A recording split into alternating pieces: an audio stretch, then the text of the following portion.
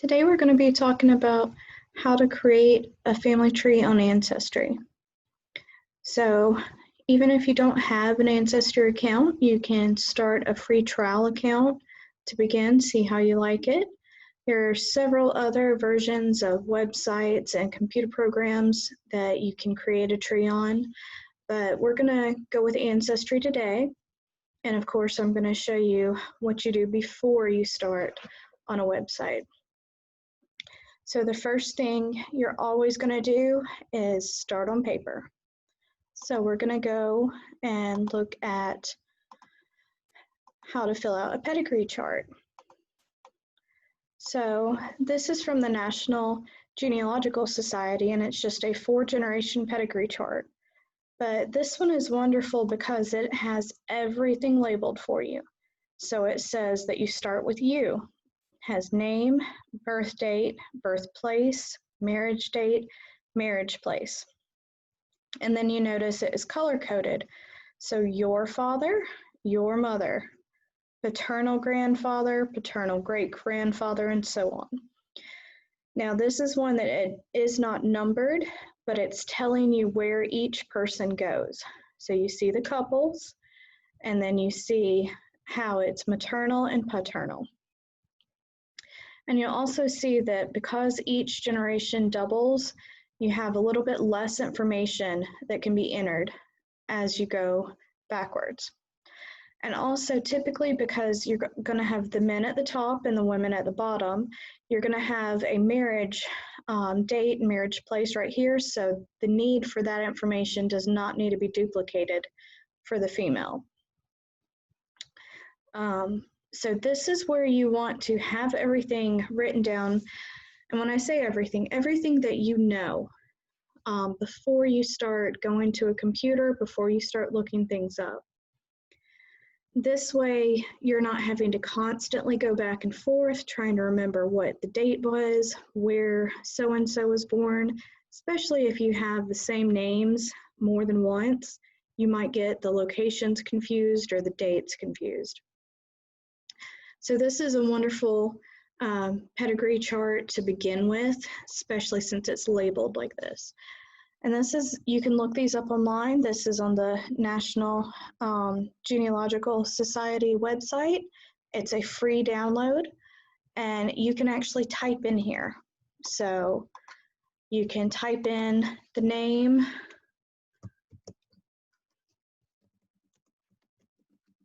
just like that, and you can type in all of these fields. You can print it out and write it in your own handwriting and pencil if you're just getting started. But then once you start working on your family binder, you can have it typed so it's a little bit neater as well. There you can find probably hundreds of different versions of pedigree charts. To me, this is a very good starting point since it is labeled. Right here is a 5-generation pedigree chart, which means it goes back 1 generation further. And here it is numbered. So you see how it goes 1, 2, and then here's 3.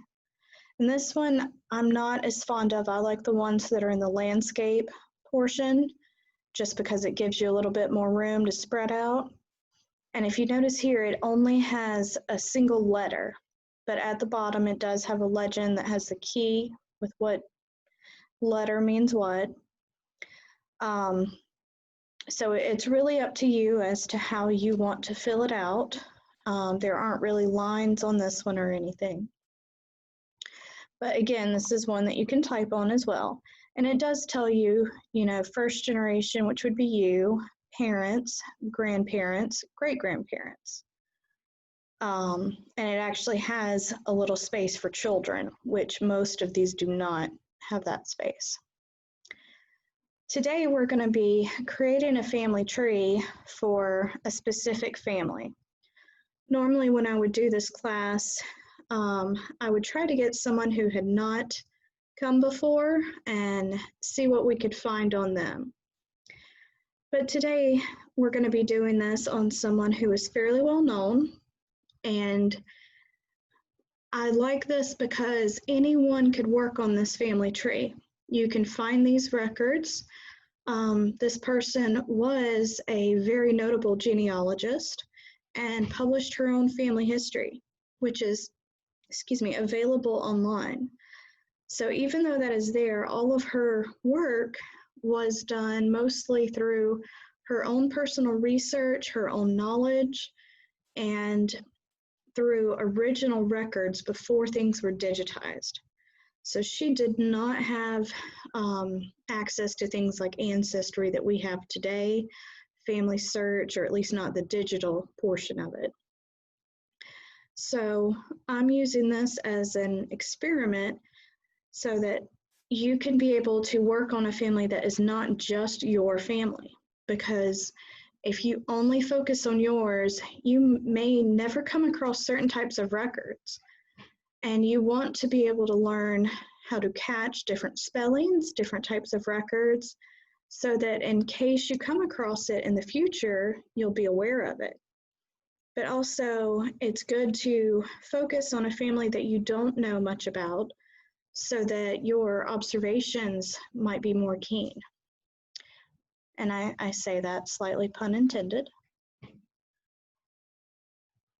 So this is a 6th generation pedigree chart, but if you'll notice, I've only filled out to the 4th generation.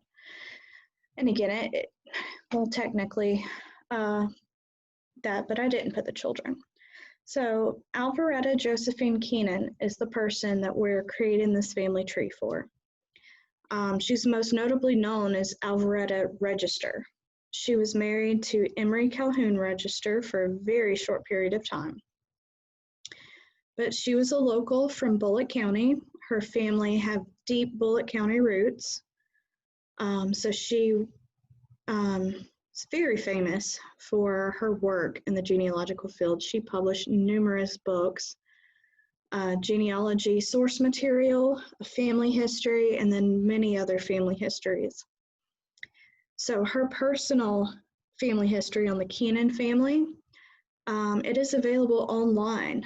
So that is something that you have a direct primary source for. And she is one of the genealogists that she cited all of her work and could tell you where to find it, which is something that is quite rare for some of these. So the reason I'm kind of leaving this up for a minute, this is something that I would want you to be able to do, even if it is with your family instead of Miss Alvaretta's. You want to be able to have a full name. You want the date of birth, and I can blow this up a little bit.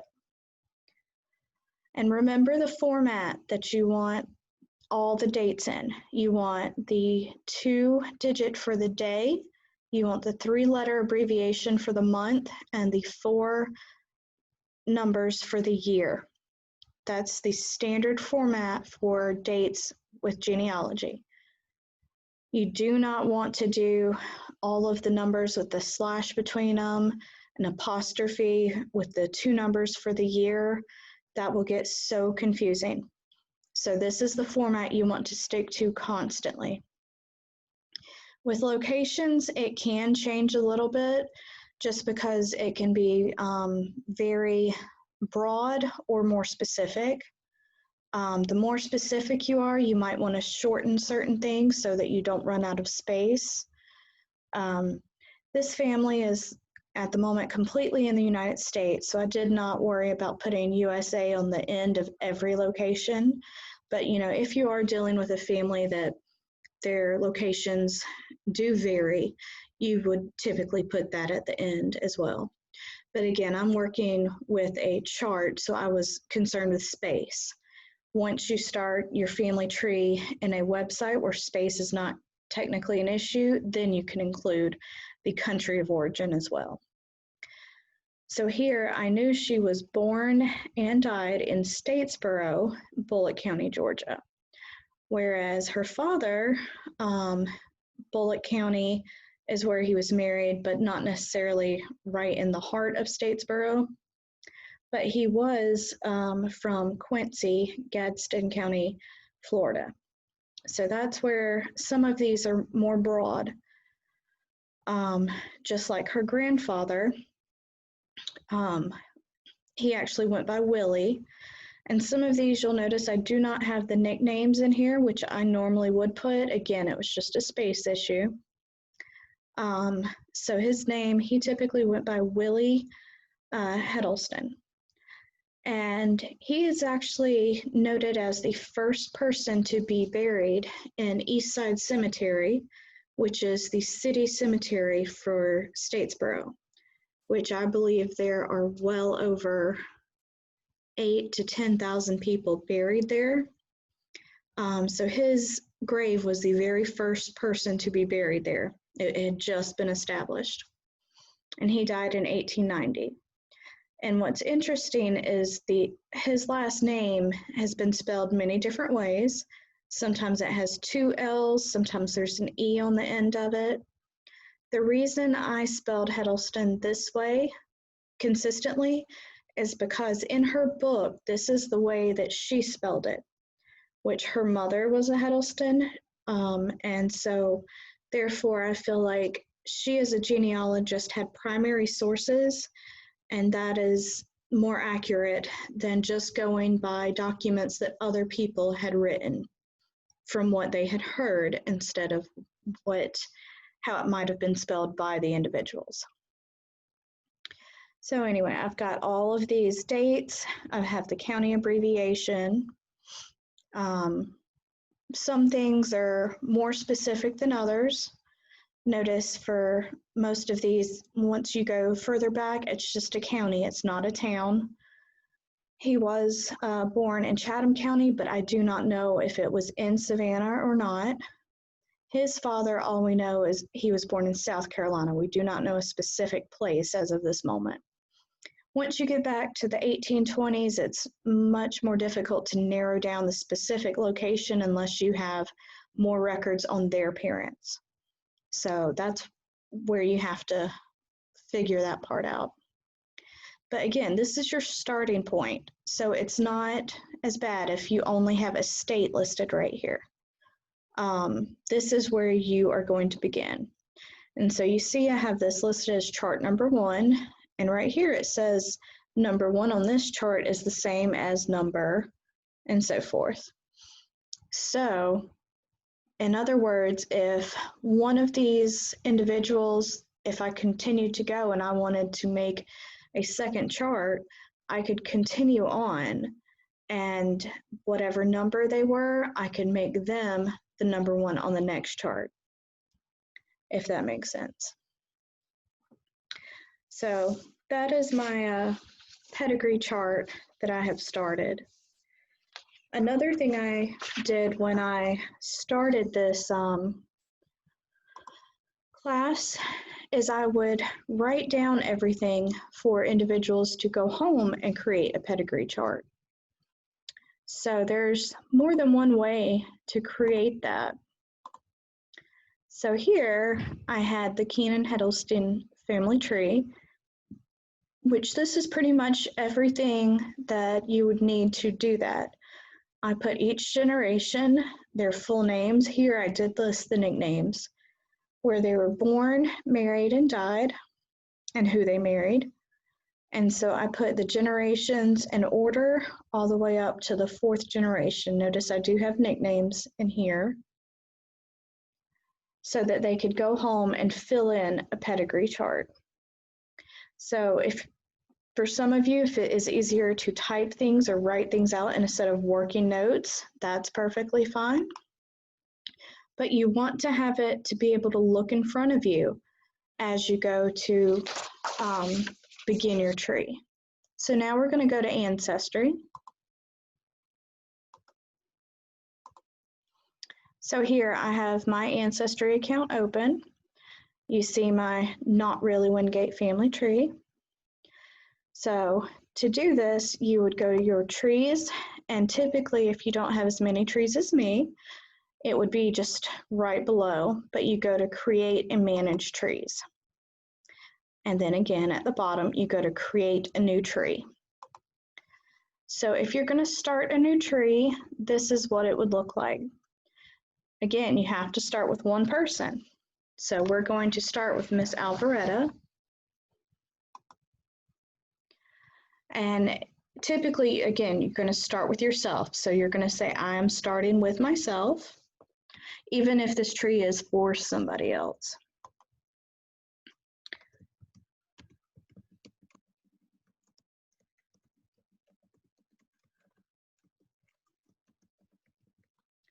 Now, she is deceased and she's a female. So you notice that this has gone away. Obviously, I'm not starting with myself because that person is deceased. So there are some things obviously Ancestry can pick up on. You can start a tree with someone who has been deceased or someone who is still living, yourself. It does not matter. Again, she was someone, she had no children, so therefore she is still the first person in her tree. So now we're going to enter her date of birth.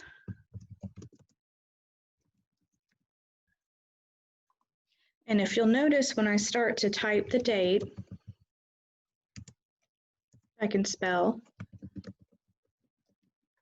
So all I did was type in all in lowercase Statesboro, and notice it has popped up below.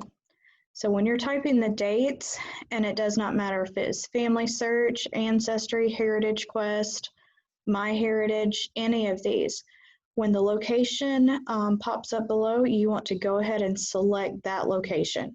Do not keep typing it. Because these are websites, they run on algorithms, and so whichever location they already have in their system, that's the one you need to choose. And then her death date.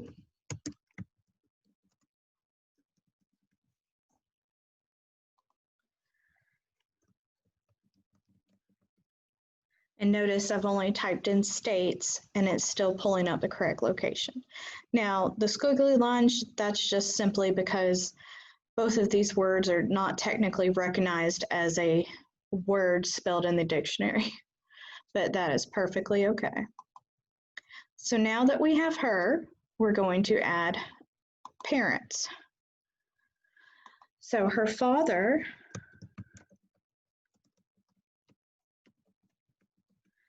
and his last name was the same as hers, and he is deceased.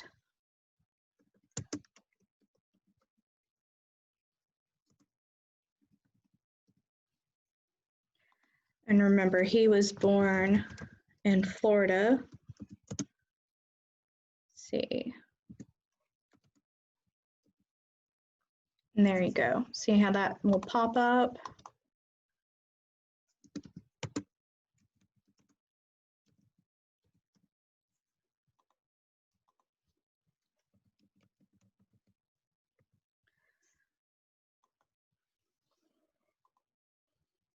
So now, once you put two people in there, it's going to ask you, what do you want to name your tree? So we're going to name this the Keenan family tree. That was her maiden name. And it says, allow others to view this tree, people marked living or hidden. So real quick to explain this, and this is one of the reasons I'm doing this on a website instead of a computer program. So any website, any person in your tree that you have listed as living will be shown to anyone else as private, or they will be hidden. But that is only if you have that person marked as living. Keep that in mind. So if you have a public tree on any other site and you have someone who is still living marked as deceased, that means other people can see them. So I have seen this happen in many occasions. I actually pulled this up surprisingly one day in class, that most people who are living, you're not going to find records on them. And as an example, I pulled up myself to see if there were any hints, and there was one, and it said that I was in somebody else's family tree. There is someone else who I've actually talked to through Messenger on Ancestry, and they have relatives in my father's family, but they had me listed as deceased. So therefore, other people could see my name and my information. So you have to be careful. But then again, I have also seen where others have added people much further back in their tree and for some reason listed them as living, and so therefore it was private, even though they were born in the 1700s. So you have to be the judge of if you want your tree to be public or private.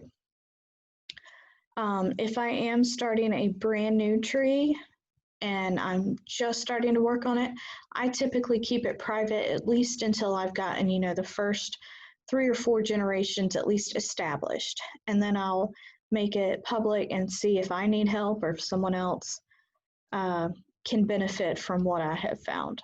So for right now, I'm going to unselect that just so that it will be private because I don't have very much in my tree.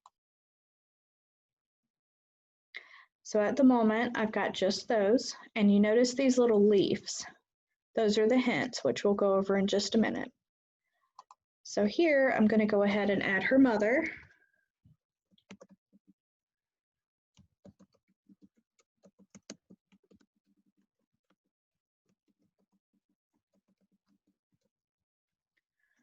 And again, she's deceased, she's a female.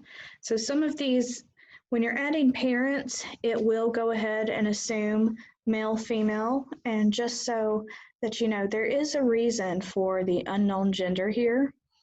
I came across a very good example of this one time.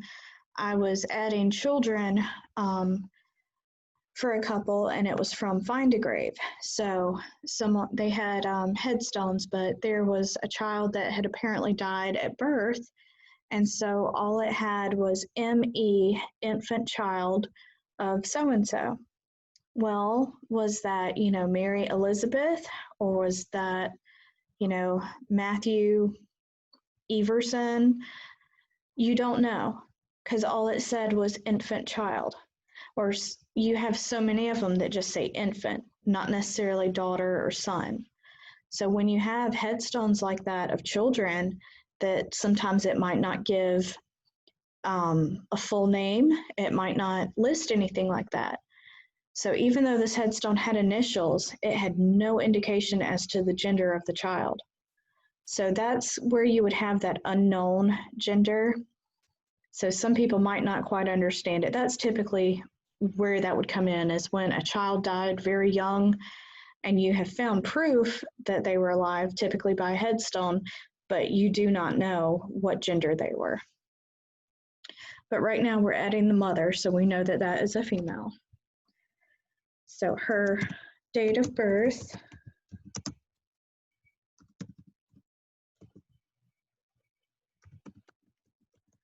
and notice I'm just typing in Bulloch, and it's got Bulloch County. There is a Bulloch County, I believe, in Alabama, but with Ancestry, it will start to recognize the places that you are already using, so it will pick up on that instead of, just offering every single location.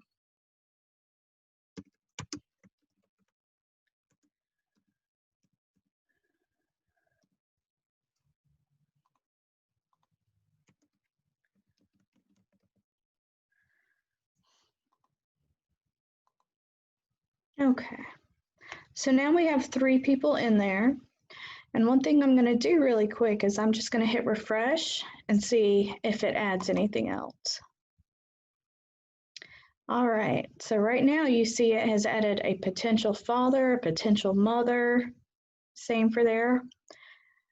If you are working on Ancestry and you see this, ignore it. Do not pay attention to these. Even if you look at them and you say view details, that name could be correct, those dates, it's showing you all of these records, which could be correct. But, and here's the big but, if you say yes, it will put in that name, it will put in those dates and locations, but it will not save a single record. And so therefore, I came across someone's tree the other day that they had nearly 200 people in their tree, and they had less than 20 records in their tree. So in other words, they had just gotten click happy, as I call it, and just click, click, click, yes, yes, yes. it does not add anything to your tree. In other words, you need to go in and put this information in there yourself. And also, you don't need to jump back here. You need to start at the beginning. So you see right here, Miss Alvaretta Josephine Keenan, she has 33 hints. So let's see what's here.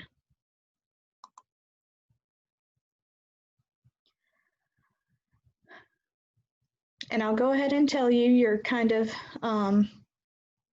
with this, getting a little bit of a cheater's view, because a lot of this is stuff I have already added.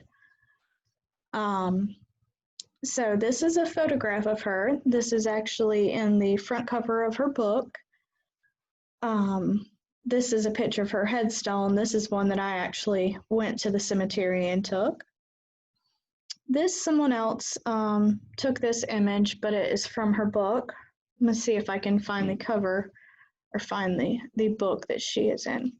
These are actually high school yearbooks that have been digitized, and she's in several of those.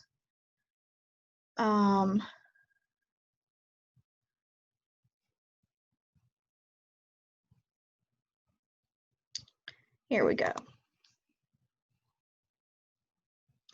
So if you'll see right here, and it's asking you, does this record match the person in your tree? Has yes, no, and maybe. So the Keenan family and some allied families of the compiler and publisher. So right here, this is her book. This is what she wrote, and this is basically an autobiography of herself. She does not speak in first person, but this is the information she has written about herself, where she went to school, parents, siblings, all of the different jobs she has had, where she lived, and all types of things like that. And she has right here, data by self.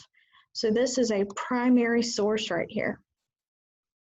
So yes, this is correct. That information is all from her. And it has her name and residence, of course, it's going to say USA. But we want to have something slightly more tangible. And at the moment, I typically skip through the photographs because I want to see records before anything else. And I'd like to see something that might connect her to her parents before just living on her own. So here's a 1910 census. And if you'll notice, when you first look at it, it looks like it says Alakata, Keenan. Remember how I said spelling is everything. And 1920 census, Alpha, Mempton. So that's why you want to go look at these originals. You can see that there has been more than one person who has tried to correct the spelling. So it's saying she's 2 years old. She lived on South Main Street, which is actually the street this library is on right now. She's the daughter. Her father's name is James S. Keenan. Mother's name is Ernestine Keenan. And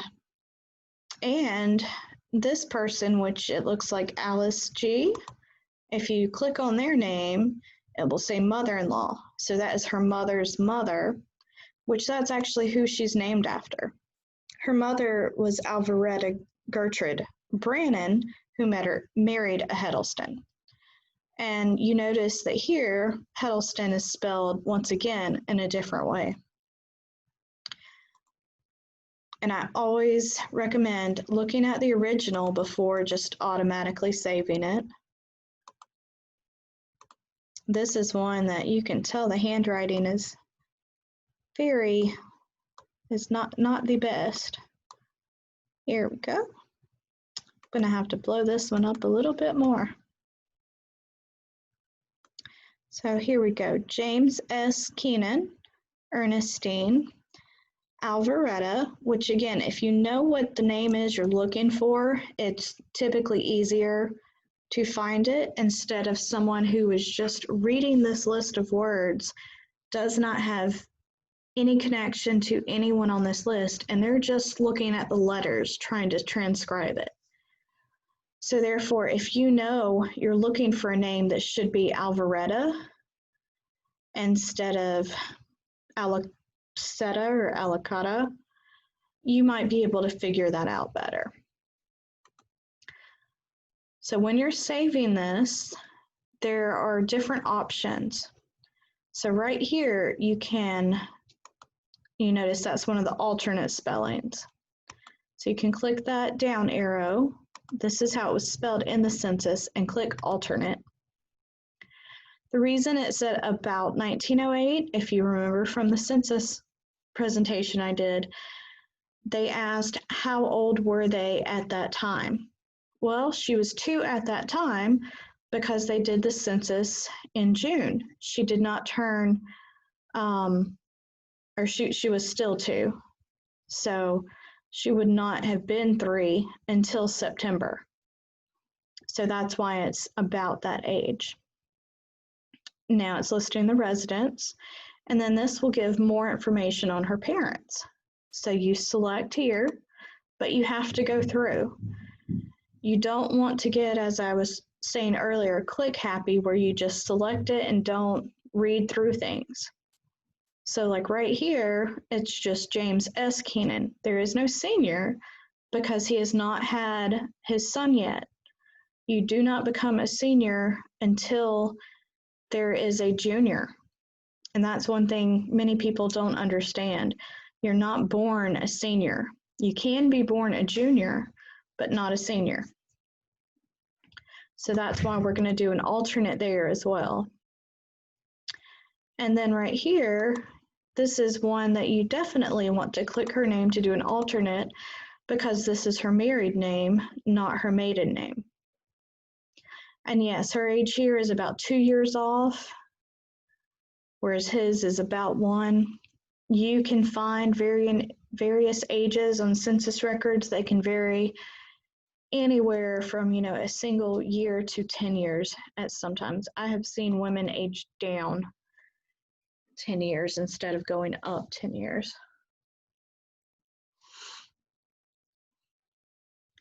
So again, you want to go through these hints. The first record that is typically always there will be this Ancestry member trees. This is something that you can look at, but you only want to look at it. And now since I am logged into my account, I can see my trees. So I have already created a tree for this. So you're going to have to kind of ignore that for the moment. So at the moment, my tree has the most sources, the most records, and the most photographs. I have worked on this quite a bit.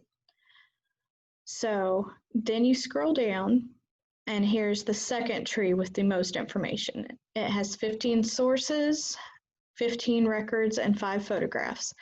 But you will notice that anytime something's highlighted in yellow, it's indicating that it's slightly different. So just for an example, they only have the location of Georgia instead of Statesboro. And then they have Bulloch County instead of Statesboro once again. They have the parents, but they don't have a spouse, but they do have a child. And if you remember, I said she did not have children. And I'll show you why that is in a little bit. And then you get to another person, but they have no parents listed. Here's another tree where it has just the parents. Different locations. It's got pretty much the same. I'm trying to see if any of these are very different. So, and you see right here, this has no records whatsoever. This one had one source, and I imagine it's another tree. So I want to go back up to right up here where it said that she had a child. So I want to look at this tree real quick. So this is someone else's public tree. And this was her husband, Emory Calhoun Register. But I want to see where it says that she had a child, because this child was born in 1938. So in 1940, let's see what this census says. It has Allie Register, born about 1910. Well, that's at least 2.5 to 3 years afterwards, but birthplace, Tennessee. We know she was not born in Tennessee. Occupation, a cook in a cafetina. She was not a cook at all. Highest grade completed, high school, 4th year. So in other words, she graduated high school. And again, that is not the case at all either. So let's see if this person has a marriage record. She has the Cunin book right here, has a passenger list. So here is a marriage record. So let's see when they got married. Has Alvaretta Josephine Cunin, 39, born in 1907, marriage date 1946. Well, if they were married in 46, then why would she have a child that many years prior? So you want to look at the original right here, and they were married in Virginia. So this is her information. It says occupation executive at a traveler's aid. She's from Statesboro, not Tennessee.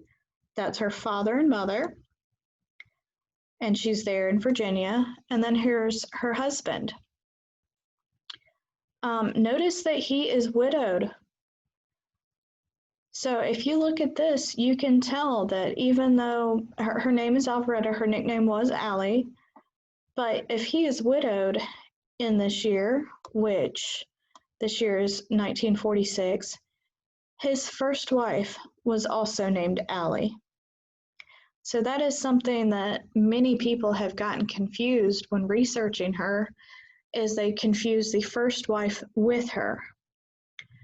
So you have to be so careful when looking at people, especially with similar names, because also they were divorced only a few years later.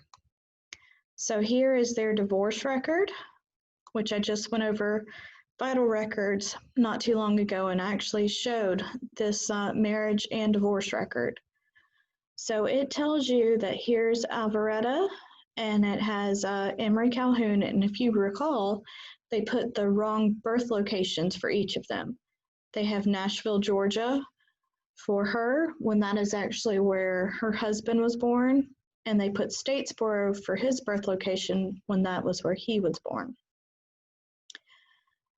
And down here, it asks, let me see, got to find, number of minor children affected, none. They had no children. So that is another indicator.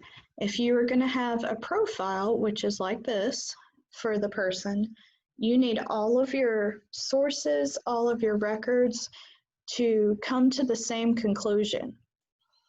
So all of your census records, all of your vital records, things like that, they all need to point to the same conclusion.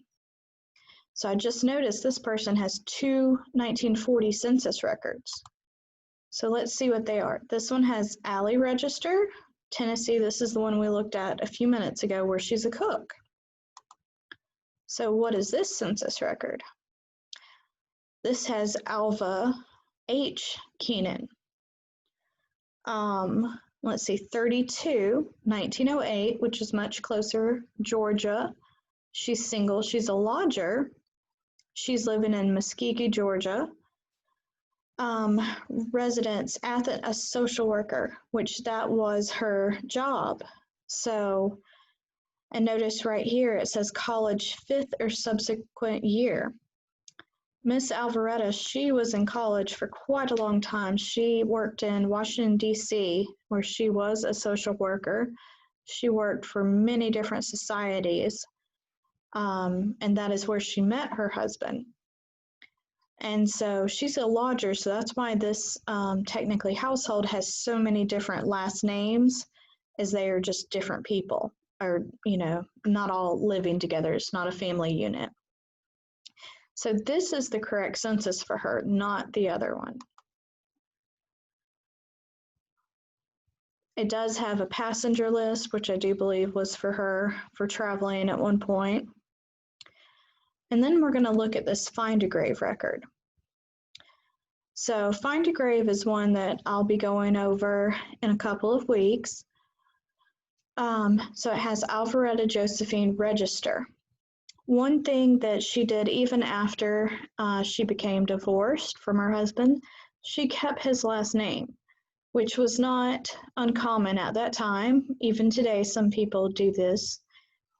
Like I said, she was a published author. She was very well known, and the cause of their marriage had been desertion.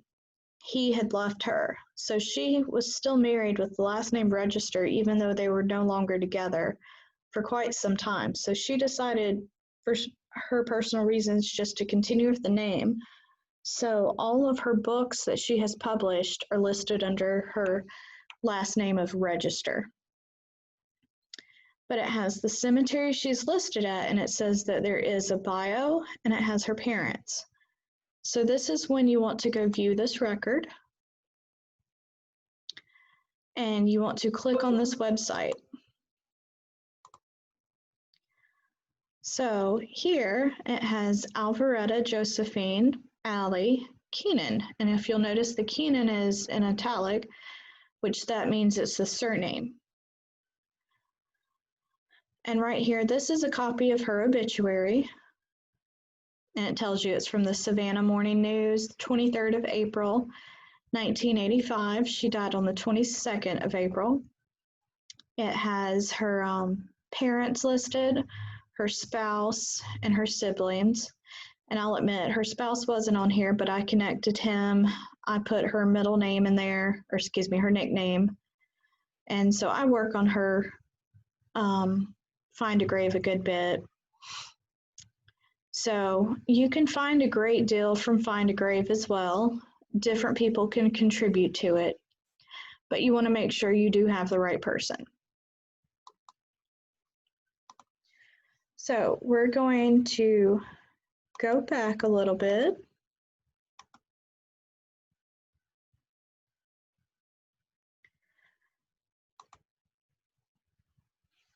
And we're going to view the tree. And notice at the moment, we only have 3 people. I'm going to get rid of these real quick. Well, just remember, we have 3 people at the moment. When you start your tree, you can go ahead and enter yourself manually who their parents are if you know them and so forth. Put in what you know and then go back and start working through the hints slowly. I recommend that, if you're more familiar with one single line, go through that. Try to stay on track, because otherwise you can get confused and you can start going down the rabbit hole. And by that, I mean just get off topic and you're trying to go back to 1700s. You don't want to do that when you get started. You want to try to stay within, say, the first 3 generations at most. So start with yourself or the first person in your tree, go to the parents and at least complete each of those parents. You want to try to add their children if you do know them, and then move on to their parents. And when you're adding census records, those should add the other children as well, excuse me. So we'll do that really quick. You see it has 27 hints. We already have 1 census record. So let's see if we can find a 1920. And remember, I said I look at the pictures kind of last. I want to find records as proof first. So census records are usually one of the first things that most genealogists look for, because that is going to add information on that family. So Bulloch County, notice it says Mains here, but South Main Street. Here it has Ernest Keenan, but her name was Ernestine. And industry was the printing office. And also, this says turpentine. If you look at the original, I'm pretty sure his typewriter.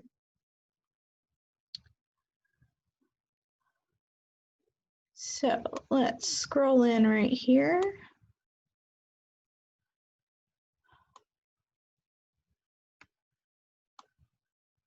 Let's hit right here.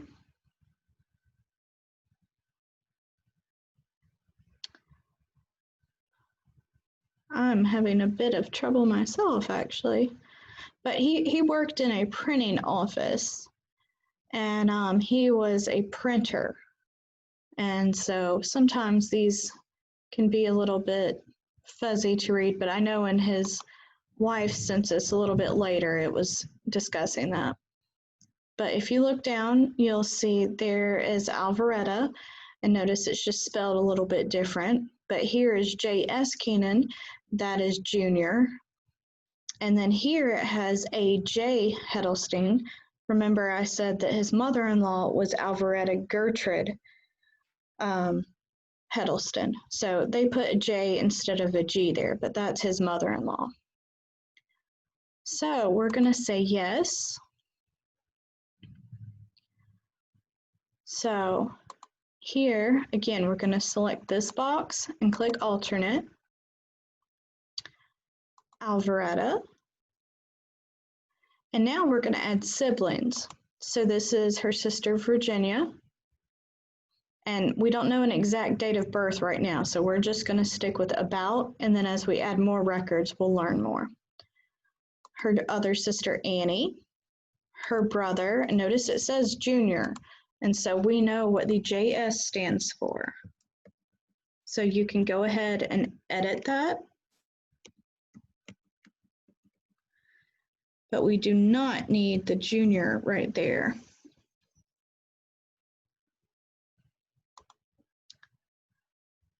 Okay.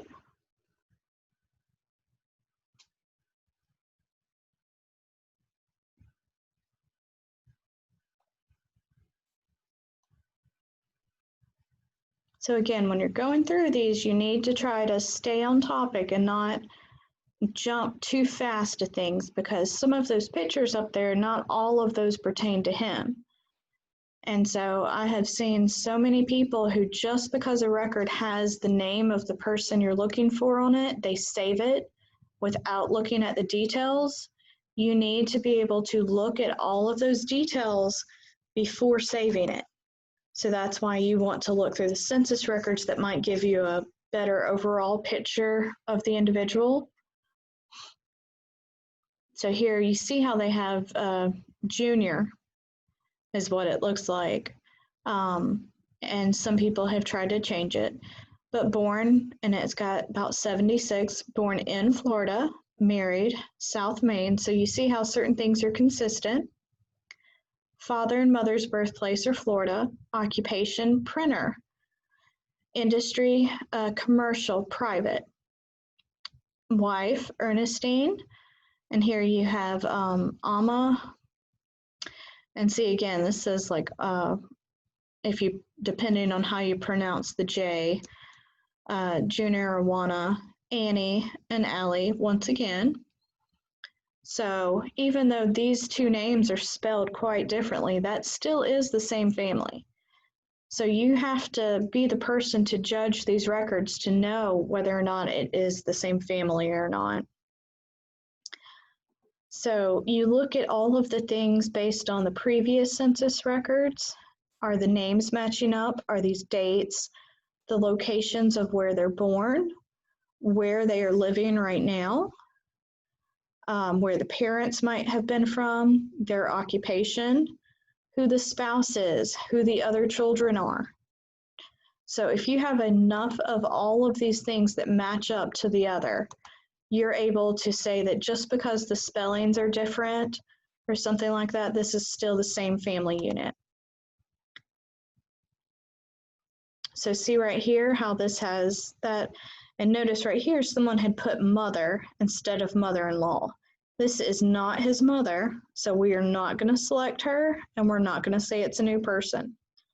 His mother is not Allie Huddleston. This is his mother-in-law. His wife is Ernestine. And see, now we had Annie Potter. Here it has Anna P., which I imagine Anna is her name, and as a child she went by Annie. So you can select here as an alternate, and then we can change that a little bit later to Anna. Here's the James S. And then right here has Annie F. And now that kind of makes me curious, are there two Annies? But that's 1914, and this is 1920. So it could be one is Anna and one is Annie. You'd be surprised, back in the 1700s when families might have so many children, if a child passed away young, they would often name the next child the same name. And then there have even been cases of naming two children the same names years apart from each other, simply because they might not be able to think of other names. So now that we have a list of children, what we're going to do is go up and click on the family name, little down arrow, and we're going to click on Overview. You typically want double the amount of records that you have people in your tree. So right now we have 7 people in our tree and 16 records. So we're doing good. We have double the amount of records that we have people. So as long as you stay consistent with that, then you're doing well. So again, if you want to look through some of these images, that's perfectly fine. I believe I've talked in one of the introduction classes about some of the pictures that you don't need to save and some you do. This is nothing more than a screenshot from Find a Grave. This is nothing that is going to aid you. It's so small you can barely see it. This is not an image that you need to save, so we're going to ignore that. This is an image of his headstone. James Shields Keenan has his date. That is something that you can save. You might want to retitle it later.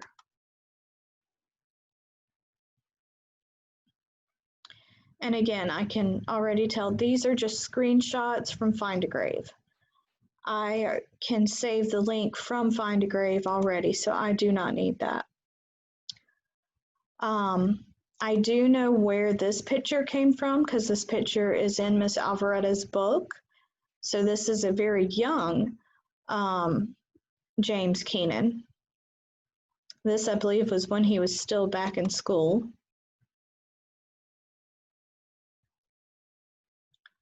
I'm going to skip over a few of these. Here, once again, this is from her book. So you see right here, James Shields Keenan, and it's got his birthday, where he was born, information about his parents, where they moved to, why he moved to Statesboro, because he accepted a position in a printing firm, which that makes sense because of course, the census records with that.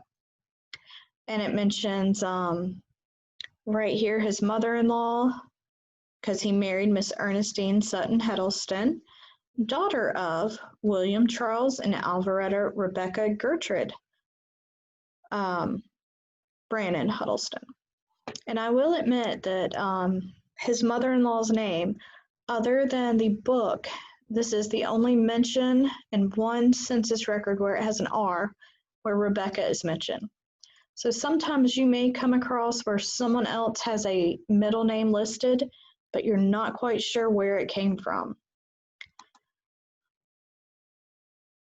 So it is up to you whether or not you kind of include that, or at least make a note about where that name is coming from.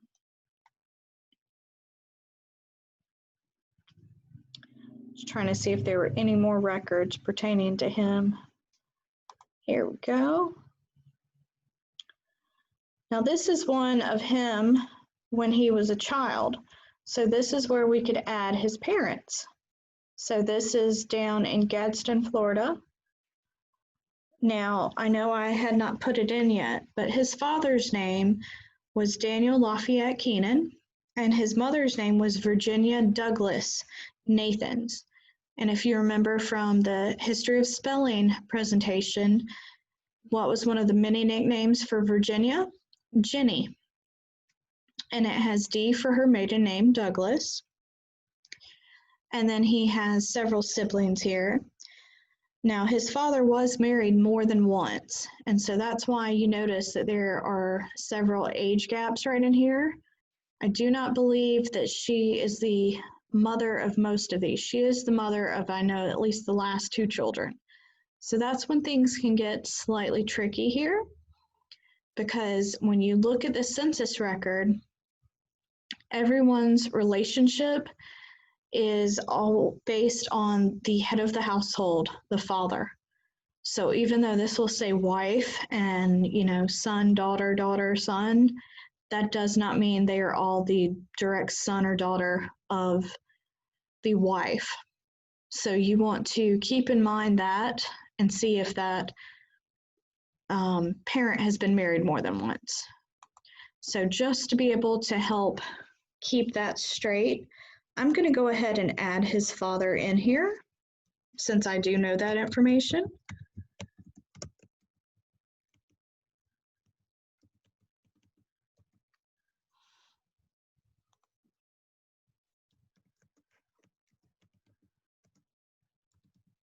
Because he was a good bit older than his wife as well. And he was from, surprise, Kenansville.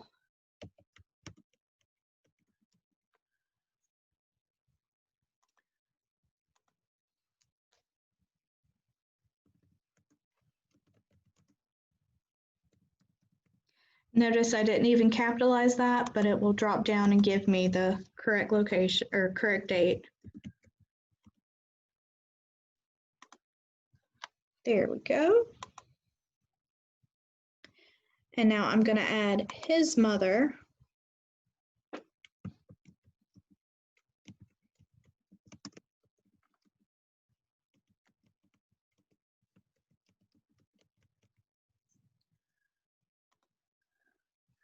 One thing Ancestry and Family Search, several of these are good at least knowing when someone should be alive or shouldn't, rather. So in other words, if you're trying to say someone is still living when the dates are, say, born, died, or not died, but 156, it will usually have a little error come up saying this is too long for someone to live. Or if you try to say that they had a child when they're 2 years old, it will say this is before the mother's childbearing years and so forth. So it will try its best to correct you on things like that. So when you're looking at someone else's tree and you see mistakes like that, that is typically because they simply copied someone else's tree, or they accepted that potential parent that had information in there, and they did not look for any sources whatsoever.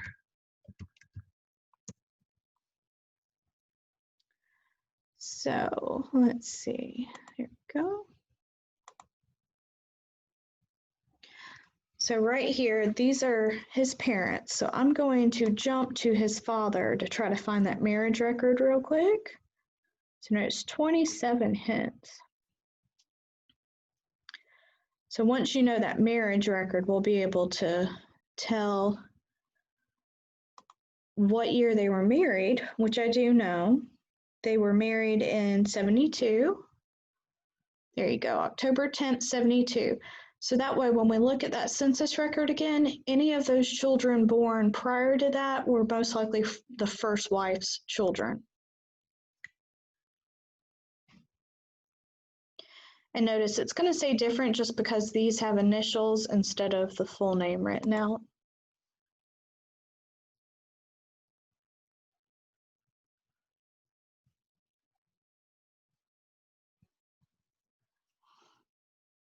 And if you'll look right here, this is actually the death certificate for James Shield Keenan. We're going to look at this original. So this is in Statesboro-Bulloch County, and notice it just has James S. It does not list his full name. And it says that he is married. He's 58 years old. So once again, this is one of those that did not list his date of birth or his exact age. South Main Street. His date of death, it does list 6 a.m. Accident, concussion of the brain, epileptic spell. Birthplace, Florida, and it does say right here, occupation, printer. So father's name, Daniel L. Keenan. They do have an O there instead of an A. His father's birthplace, North Carolina. His mother's name was Virginia, and it looks like they have W-A-T-H-A, so I'm not sure where that came from Georgia. And if you notice here, it says Mrs. J.S. Keenan, so that means his wife is the one who gave that information, the informant. So she might not have known all of that information. They were married in 1905. So his father and his mother had already passed away by the time they were married. His parents had both died when he was fairly young. So therefore, she did not know them, and that's understandable. But that's his death certificate that does list both of his parents. So it is Virginia, even though the last name is different. And then that is J.S. Keenan.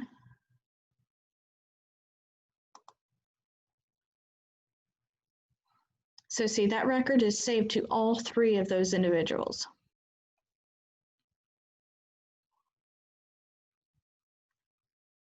So now if we look at this 1880 census, we can determine whose children are who, or belong to who. So this is his wife, Jenny. So we're going to put alternate because Jenny is a nickname. And she was born 43. Now, other children. There are several different ways you can do this. You can save it, but it will most likely be listed as children of each of them, which this is not a child of Jenny's. So what I would typically do is wait until I have the first name or the name of the first wife and then go add those children. So if you remember, they were married in 72, so you want to look for the child that was born after 72, which would be John. And then there's James. She only had 2 children with him.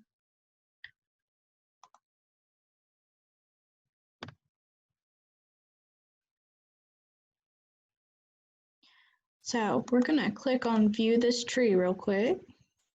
And it doesn't look like a lot, but we do have up to 3 generations now. Again, we're not working on the potential parent. So I'm going through this Keenan line at the moment. And you typically, of course, do want to go through all of these. I'm just kind of showing how you can go through the different records to prove it. You want to look through those original records. You want to use exhaustive proof to make sure you have the right person, the correct records, and you've not mixed individuals up. And make sure that the individuals are old enough to have children, that they're not deceased when they're having them, and so forth. So let's check one more time at the tree overview. All right, 10 people and 26 records. So we're still on track. So if you go to do a family tree, even if it's the free trial on Ancestry, you can still keep up with this. There's other free versions that you can do a family tree on. I have seen people who simply go through and they do their family trees on paper. You can buy up to a 15 generation pedigree chart. So again, you want to, and yes, I'm the Post-it Queen.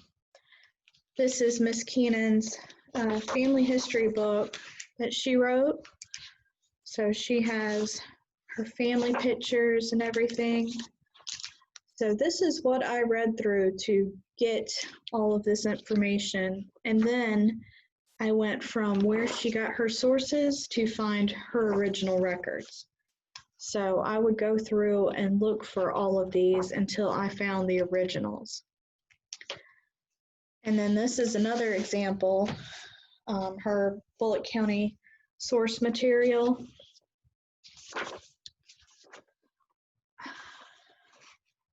Yes, I have my own copy.